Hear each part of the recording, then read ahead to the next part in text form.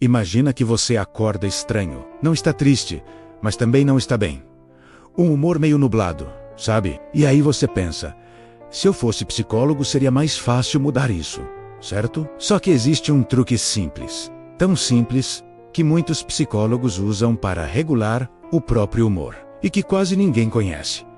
E hoje, você vai aprender. Quero te contar a história da Luísa, psicóloga há mais de 15 anos. Cheia de conhecimento, mas humana. E como qualquer pessoa, tinha dias em que o humor dela simplesmente caía. Um dia, depois de uma manhã difícil atendendo pacientes. A Luísa entrou no carro, respirou fundo e murmurou para si mesma. Eu sei exatamente o que a minha mente está fazendo. E mesmo assim, eu me sinto péssima. Foi aí que ela lembrou de algo que aprendeu anos atrás, num congresso de psicologia positiva. Uma técnica que muitos profissionais da área usam para regular emoções, rapidamente. Ali, sentada no carro, ela decidiu testar. Fechou os olhos por alguns segundos. Mudou um pequeno detalhe interno, algo imperceptível para quem olhasse de fora. E, em menos de um minuto, o humor dela começou a mudar. Não porque algo externo melhorou, mas porque ela lembrou como mexer na alavanca interna que todos nós temos, mas que quase ninguém usa. Qual era esse truque? O reenquadramento ativo. O famoso reframe. Psicólogos usam isso o tempo todo nos pacientes, mas muitos também usam em si mesmos. O reenquadramento é quando você muda o sentido que dá a um fato, e não o fato em si. E a neurociência explica isso. Quando você muda o significado, o cérebro ativa regiões diferentes, especialmente o córtex pré-frontal, que é responsável pela regulação emocional. Isso reduz a atividade da amígdala, aquela parte que reage ao estresse e às interpretações negativas. Ou seja, você não muda o mundo, você muda como o cérebro lê o mundo. E isso muda seu humor. Mas os psicólogos têm um detalhe extra nesse truque. Eles usam o reframe, somado ao distanciamento cognitivo. Esse é o segredo. A pergunta que dispara essa técnica é a seguinte: como eu explicaria essa situação para outra pessoa? Se não fosse comigo, esse pequeno distanciamento faz o cérebro sair do modo ego-emocional e entrar no modo observador.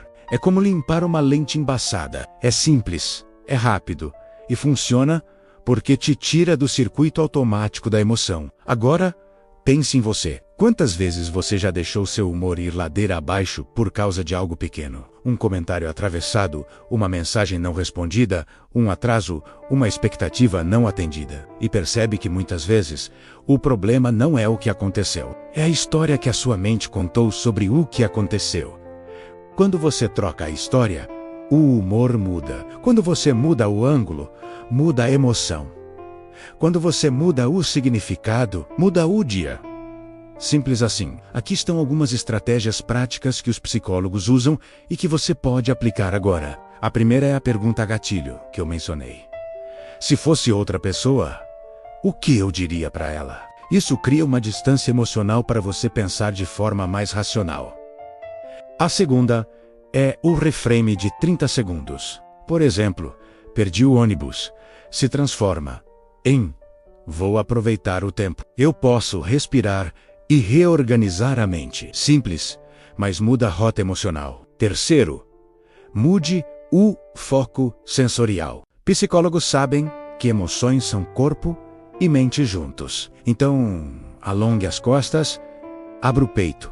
Ajuste a sua postura. O cérebro interpreta isso como um sinal de segurança. A quarta estratégia é a pergunta do futuro. Isso vai importar daqui a 6 meses? A verdade é que 90% das coisas que nos aborrecem hoje não vão ter a menor importância lá na frente. E por último, a microação de direção. O humor não espera pela motivação. Ele muda com pequenos gestos. Levantar, beber um copo d'água, abrir a janela, trocar de ambiente ou até dar uns 60 passos. O cérebro entende o recado. Estamos mudando de estado. O seu humor não é um castigo, é um sinal. E, muitas vezes, ele só precisa de um novo significado para mudar de direção. Assim como a Luísa descobriu naquele dia dentro do carro, você também pode ajustar a sua mente com essas pequenas alavancas internas. Você nem sempre controla o que sente, mas sempre pode influenciar o como você sente. E isso já muda tudo. Se essa história fez sentido para você, se esse truque tocou em algo que você vive no seu dia a dia, então deixa um comentário aqui embaixo, se inscreve no canal, clica no sininho, é simples e ajuda esse conteúdo a alcançar quem também precisa ouvir isso hoje. Até o próximo vídeo.